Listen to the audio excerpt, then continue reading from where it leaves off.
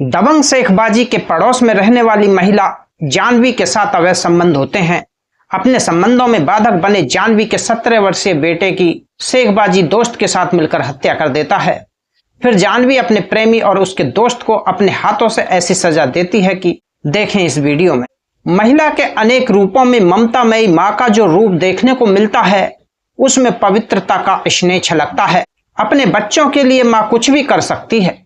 कभी बुरा समय आता है और कोई विषम परिस्थिति खड़ी होती है तो मां साक्षात रणचंडी बनकर किसी का भी संहार कर सकती है। यह कहानी आंध्र प्रदेश की है। आंध्र प्रदेश के मध्य में आता है पलनाडु जिला। तेलुगु इतिहास में सतवाहन राजाओं के साम्राज्य के पतन के समय पल्लव वंश के राजा यहां कृष्णा नदी की घाटी में स्वतंत्र राज्य की स्थापना करते हैं। इसलिए इस क्षेत्र को पल्लव नाडु के रूप में जाना जाता है, जो आज बिगड़ते बिगड़ते पलनाडु हो गया है। इस जिले का मुख्यालय नरसारावपेट है। नरसारावपेट शहर की एसआरकेटी कॉलोनी में मध्यम वर्गीय लोग रहते हैं। 40 वर्षीय जानवी पठान भी इसी कॉलोनी में रहती है। मेहनत मजदूरी करने वाली जानवी का गठा शरीर होने की वजह से वह 30 साल की ही लगती है। जानवी के पति का नाम शब्बीर होता है। करीब 15 साल पहले एक दुर्घटना में शब्बीर की मौत हो जाती है। पति की मौत के बाद हिम्मत हारने के बजाय जानवी मेहनत करके अपने दोनों बेटों को अच्छी तरह पालन पोषण करती है। 17 साल के बड़े बेटे का नाम सुभान तो 16 साल के छोटे बेटे का नाम इलियास होता है। ये दोनों भी अपनी जिम्मेदारी समझते हुए मां के काम में मदद करने लगते हैं। साल 2020 में इसी कॉलोनी में 36 साल का शेखबाजी रहने आता है। दिखने में फिल्मी हीरो जैसा सुंदर शेखबाजी टपोरी था और इस इलाके में उसने एक दबंग के रूप में अपनी छवि बना रखी थी। अक्सर छोटे मोटे झगड़ों में उसका नाम आता रहता है। शेखबाजी शादीशुदा था। उसके परिवार में पत्नी मोविना के अलावा एक बेटी और 2 बेटे थे। रंग मिजाज इस दबंग की नजर जब जानवी पर पड़ी तो जमकर रह गई। मदद करने के बहाने उसने जानवी के घर में आना जाना शुरू कर दिया और जानवी को प्रभावित करने के लिए छोटी मोटी आर्थिक मदद भी करने लगा। विधवा जानवी शुरू में तो उसे कोई खास तवज्जो नहीं देती है, पर शेखबाजी धैर्यपूर्वक दाना डालना चालू रखता है। करीब 6 महीने में उसकी मेहनत रंग ले आती है और आखिर जानवी को भी उससे प्यार हो जाता है। जब प्यार हो गया तो जानवी खुद को समर्पित कर देती है। अवैध संबंधों की बातें छिपी तो रहती नहीं, फिर भी जानवी का बड़ा बेटा होशियार था और दुनियादारी समझने लगा था। उसे अपनी मां के इस प्रेम संबंध की जानकारी हो गई, पर वह अपनी मां से क्या कह सकता था। पिता की मौत के बाद मेहनत मजदूरी करके मां ने ही दोनों बेटों को पाला पोसा था। ऐसे में मां से कुछ कहने की उनकी हिम्मत नहीं थी। पर कॉलोनी में इनके दोस्त थे। कभी वे इस बात की चर्चा करके सुभान की हंसी उड़ाते तो गुस्से से उसके दिमाग की नसें फूलने लगती और खुली मुट्ठी कस जाती। दोस्त मां के बारे में उल्टी सीधी बातें कहकर मजाक उड़ाते तो सुभान को इस तरह तकलीफ होती जैसे उसके कानों में कोई पिघलता शीशा डाल दिया हो। दिल में लगी आग जब बेकाबू होने लगी तो सुभान जबरदस्त हिम्मत जुटाकर बीच बाजार में जरा भी डरे और शर्म किए बगैर शेखबाजी का कॉलर पकड़कर धमकाते हुए कहता है, शेख, आज के बाद कभी मेरे घर में कदम मत रखना। कदम रखा तो ठीक नहीं होगा। यह जो मैं कह रहा हूं इसे हल्के में मत लेना। अगर अब तुम मेरे घर आए तो अपने पैरों से चलकर नहीं जा पाओगे। इतना सुनते ही शेखबाजी सन्न रह गया। 17 साल के लड़के की हिम्मत देखकर वह सहम गया। कुछ बोले बगैर वह वहां से चला गया। घर जाकर उसने जब सुभान की धमकी पर विचार किया तो उसे लगा कि अगर जानवी से संबंध रखना है तो इस लड़के को रास्ते से हटाना ही होगा। फिर उसने सुभान को निपटाने का उपाय भी सोच लिया।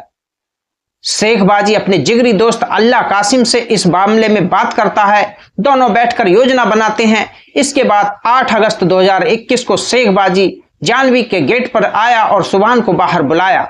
सुभान बाहर आया तो शेखबाजी कहने लगा, तुम्हारे लिए एक काम ढूंढा है। दूध की एक डेयरी में तुम्हारे लिए नौकरी की बात की है। तुम अभी मेरे साथ चलो। सुभान उसके साथ चल पड़ा। दोनों डेयरी के पास पहुंचे तो अल्लाह कासिम वहां पर एक मिल्क वैन के पास खड़ा था। उस समय वहां आसपास कोई नहीं था। कासिम सुभान को पकड़ लेता है और शेखबाजी छुरी से सुभान का गला रेत देता है। जब उन्हें विश्वास हो गया कि सुभान मर गया तो उन्होंने लाश उठाकर उसी मिल्क वैन में डाल दी। रात भर सुभान घर नहीं आया तो जानवी छोटे बेटे इलियास को लेकर उसे खोजने निकलती है। उसे पता लगता है कि शेखबाजी उसे अपने घर ले गया था, इसलिए सबसे पहले वह उसके घर गई। शेख बाजी ने कहा, वह तो 15 मिनट बाद ही हमारे पास से चला गया था। यानी हमारे? जानवी ने तुरंत पूछा। तुम्हारे साथ और कौन था? अब तो बाजी के मुंह से निकल गया था कि इसलिए उसे सच बताना पड़ा। अल्लाह कासिम हमारे साथ था। माँ बेटे निराश होकर घर लौट आए। अगले दिन सुबह मिल्क वैन से सुभान की लाश मिली तो पूरे इलाके में सनसनी फैल गई। पोस्टमार्टम कराकर पुलिस सुभान की लाश जानवी को सौंप देती है। सुभान के दोस्त जानवी को बता देते हैं कि सुभान ने शेख बाजी को धमकी दी थी, इसलिए यह काम उसी ने किया होगा। जानवी ने शेख बाजी और अल्लाह कासिम के खिलाफ बेटे की हत्या का मुकदमा दर्ज करा दिया। पुलिस दोनों को गिरफ्तार कर लेती है, पर दोनों ने न तो अपना अपराध स्वीकार किया और न ही वह छुरी बरामद कराई जिससे सुभान की हत्या की गई थी। पुलिस को कोई चश्मदीद गवाह भी नहीं मिला। फिर भी पुलिस ने दोनों को अदालत में पेश किया, जहां से उन्हें जेल भेज दिया गया। जानवी पर तो दुखों का पहाड़ टूट पड़ा था। 17 साल के बेटे को खोने का गम उसे साल रहा था, पर उसकी रगों में पठानी खून था। सुभान के जनाजे पर सिर रखकर उसने बिलखते हुए सभी के बीच प्रतिज्ञा ली, मैं पठान की बेटी हूं। जिन लोगों ने मेरे बेटे को मारा है उन लोगों को मारकर ही मुझे चैन मिलेगा। जानवी का छोटा भाई हुसैन अब बहन के घर रहने आ गया। 8 अगस्त को सुभान की हत्या हुई थी। 10 अगस्त को पुलिस ने शेख बाजी और अल्लाह कासिम को गिरफ्तार किया था। नवंबर के पहले सप्ताह में दोनों जमानत पर छूटकर बाहर आ गए। शेख बाजी ने जानवी को प्यार किया था। इस बीच अनुभव के आधार पर उसने जानवी की आक्रामकता को भांप लिया। जानवी के द्वारा की गई प्रतिज्ञा भी जगजाहिर थी, इसलिए शेख बाजी घबरा गया। शेख बाजी पलनाडु शहर छोड़ देता है और वहां से 50 किलोमीटर दूर चिलकालूरी पेट गांव में रहने चला गया। अल्लाह कासिम को जानवी की आक्रामकता का पता नहीं था, इसलिए वह बिंदास पलनाडु में घूमता रहा। जानवी के जीवन का अब एक ही उद्देश्य था, बेटे को मारने वाले शेख बाजी और अल्लाह कासिम को खत्म करना। बहन की मदद के लिए उसका छोटा भाई हुसैन भी तैयार था। बड़े भाई सुभान की हत्या का बदला लेने के लिए 20 दिसंबर 2021 की शाम इलियास ने अल्लाह कासिम को देखा।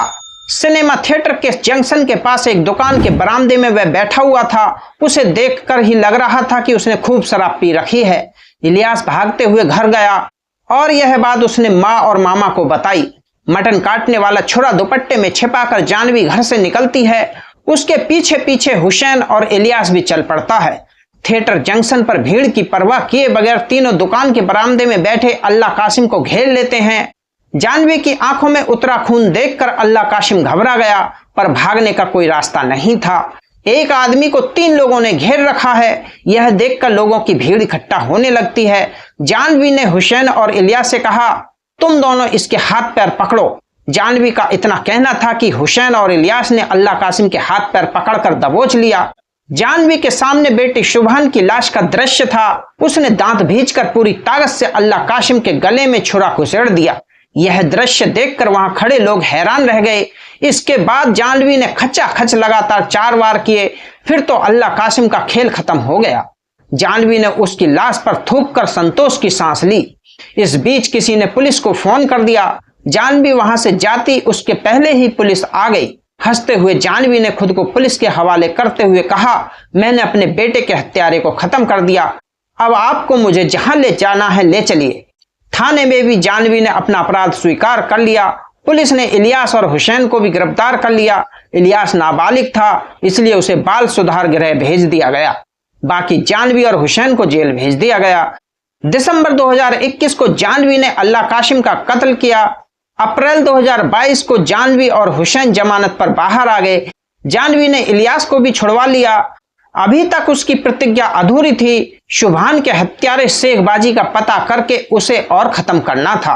हृदय में घुट रही दुश्मनी की तासीर जैसे जैसे पुरानी होती है उतनी ही तीव्र होती जाती है। शेख बाजी की तलाश में जानवी दिन रात एक किए हुए थी।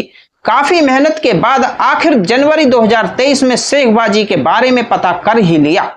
उसे उसका फोन नंबर भी मिल गया। जानवी को पता था कि उसे जाल में फंसाने के लिए त्रिया चरित्र ही काम आएगा। जानवी ने अल्लाह कासिम की हत्या कर दी है। पलनाडु से 50 किलोमीटर दूर चिलकालूरी पेट गांव में रह रहे शेख बाजी ने सुना तो वह घबरा गया। जानवी ने उसे फोन किया, मैं जानती हूं कि हमारे संबंध ऐसे थे कि तुम मेरे बेटे का अहित न कभी नहीं कर सकते। सुभान की हत्या करने वाले अल्लाह कासिम को मैंने खत्म कर दिया। तुम्हारे लिए तो मेरे दिल में अभी भी पहले वाला ही प्यार है। उस समय भी तुम्हारे इश्क में पागल थी और अभी भी वही हाल है।